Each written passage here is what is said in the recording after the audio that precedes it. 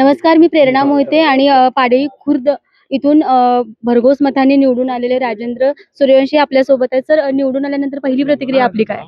निश्चित या ठिकाणी जी गेली 20 वर्षे काही माझ्या हातानं कामं झाली होती त्याचा अहवाल मी जनतेसमोर ठेवला होता आणि तो अहवाल लोकांना पसंत पडला.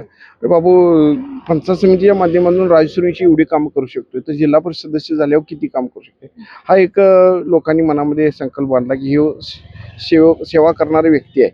आणि मी आयुष्य अखंड मी जनतेसाठी लिहिलेलं आहे. मी माझं घरदार बघितलेलं नाही, अखंड मी जनतेसाठी सकाळी उठलो आणि संध्याकाळी झोपस्तोपर्यंत जनतेच्या संपर्कातच आहे. म्हणजे कोरोनाची लढाई पार केली, महापुरात माझ्या लोकांचं जे संसार धुवून गेले होते त्यांना पुन्हा उभा करायचे होते, त्यांचे संसार उभा करायचे होते.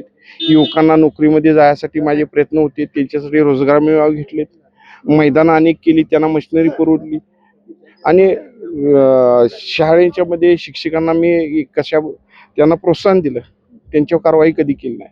बाबा, तुम्ही एज्युकेटेड आहे, तुम्ही या ठिकाणी हे काम करू शकता.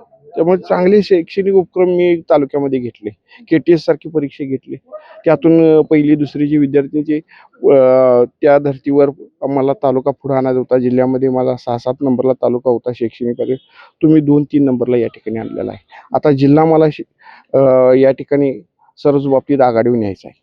आपला नेमका अजेंडा काय असणार आहे निवडून आल्यानंतर? यानंतर सर्वसामान्य माणूस हा माझा विकासाचा केंद्रबिंदू असणार आहे आणि त्यांच्यासाठी मी आयुष्य संपूर्ण जिल्ह्याचा या ठिकाणी मी अनेक प्रश्नावरती मी आंदोलन केले आहे. टोलमुक्त करण्यासाठी मी 6 दिवस उपोषण केलं होतं. इलेक्ट्रिसिटीच्या वाढीव भारनियमन असेल, पाणीपट्टी 10 पटीनं वाढली होती, ती सुद्धा आपण आंदोलन हायवे बंद केला होता. ऊस दराच्या बाबतीत आंदोलन केलं होतं, दूध दराच्या बाबतीत आंदोलन केलं होतं. अशी प्रत्येक घटकांना या ठिकाणी माझ्या कारकिर्दीमध्ये न्याय द्यायचं काम मी या ठिकाणी केलेलं आहे. सर, आता तुम्ही निवडून आलाय तर याचं नेमकं श्रेय कोणाला द्याल? सर्वसामान्य जनतेला या ठिकाणी श्रेय देतो मी. PN साहेबांचा आशीर्वाद आणि संपत बापू आणि मुश्रीफ साहेबांचं पाठबळ आणि खासदार मुन्ना साहेबांचं पाठबळ या ठिकाणी निश्चित मी मानतो. जनतेनं मला भरभरून दिलेलं आहे आणि मी भरभरून सेवा येणाऱ्या काळात करणार आहे.